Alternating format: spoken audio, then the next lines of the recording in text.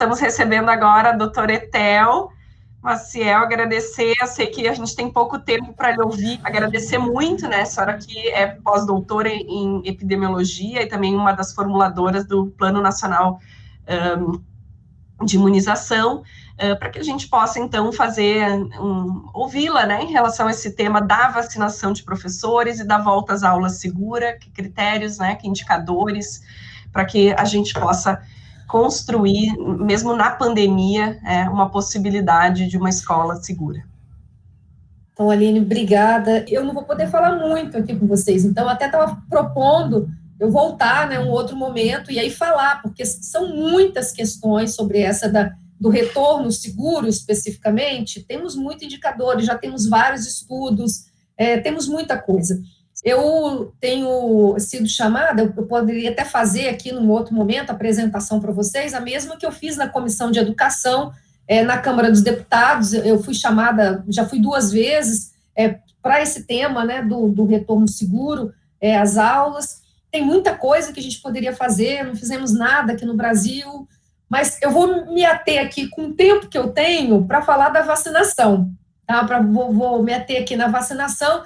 Então, eu fiz parte lá do primeiro grupo, agora eu não faço mais parte, do primeiro grupo que formulou, né, as ideias iniciais do Plano Nacional de Vacinação contra a Covid-19, e, naquele momento, nós tínhamos, ainda era o ministro Pazuello, né, está aí na CPI, nós tínhamos várias discordâncias, demoramos a chegar em um acordo com o governo, a gente começou o trabalho em setembro, e até dezembro, o governo, como vocês sabem, né, o governo não tinha assinado o acordo com o Butantan, a gente tinha aí uma série de discordâncias, os trabalhadores da educação não estavam contemplados. Eu posso dizer para vocês, assim, temos até as atas das reuniões, eu levei esse tema, ele não foi aceito pelo grupo, e depois, porque o governo, naquele momento, só tinha um acordo, o acordo com a da AstraZeneca Oxford, né, o acordo com a Fiocruz, e eram as únicas vacinas que nós tínhamos. E o governo queria que a gente fizesse um plano baseado nesse único acordo que ele tinha. E as nossas discordâncias, elas começaram aí porque nós achávamos, né, inclusive eu, assim, me manifestei publicamente, me manifestei também, né, com o Ministério, à época, dizendo assim, olha só, nós estamos aqui, né, fazendo essa consultoria, eram várias entidades científicas, eu estava pela Associação Brasileira de Saúde Coletiva, e eu estava no grupo que estava analisando os grupos prioritários para vacinação.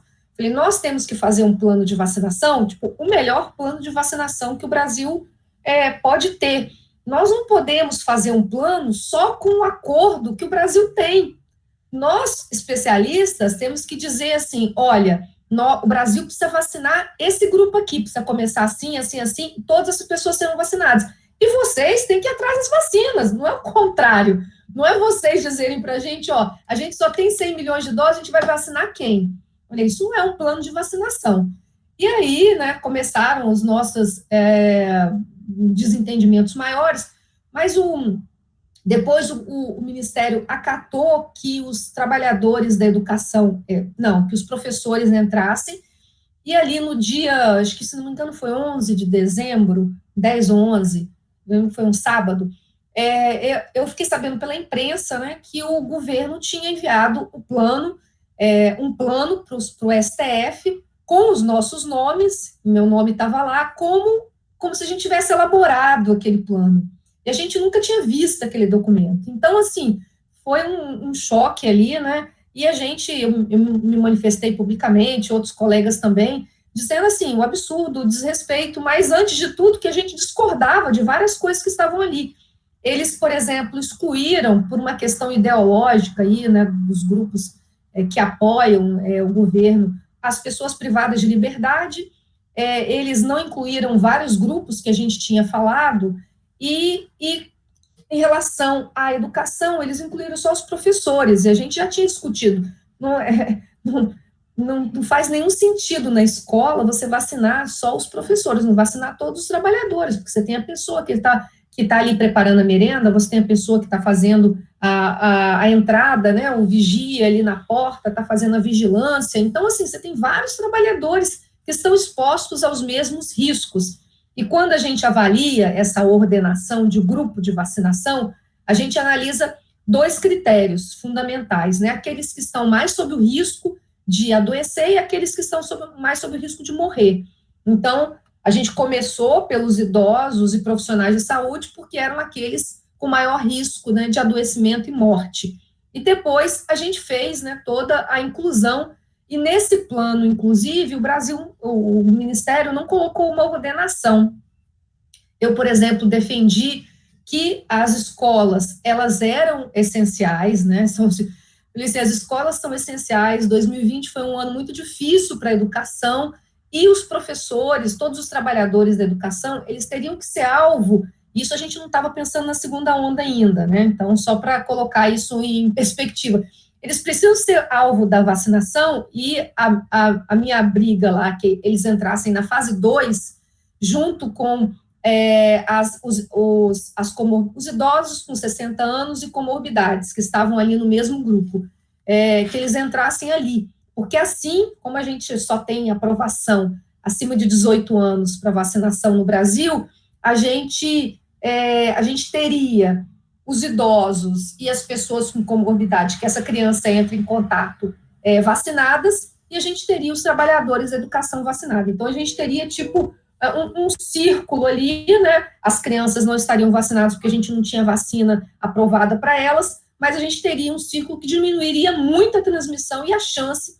de nós termos aí um surto na escola, né, muitos casos de adoecimento. O que aconteceu é que a gente, depois disso, né, isso era suficiente. Quando a gente fala assim, você acha que isso era suficiente? Eu acho que isso era suficiente para a gente abrir de forma segura em setembro, outubro, novembro, dezembro. Quando a gente chegou com a segunda onda, e uma segunda onda muito agressiva para pessoas mais jovens, inclusive, né, o Brasil agora lidera indicadores muito ruins, né, o maior número de crianças abaixo de 1 ano que morreram estão aqui no Brasil, um aumento muito grande de jovens. Então, o agravamento de adoecimento e morte, né, nessa faixa etária de 20 a 29 anos, com essas novas variantes, subiram 1000% no Brasil, né? Então, nós mudamos um pouco esse perfil da primeira onda para a segunda onda.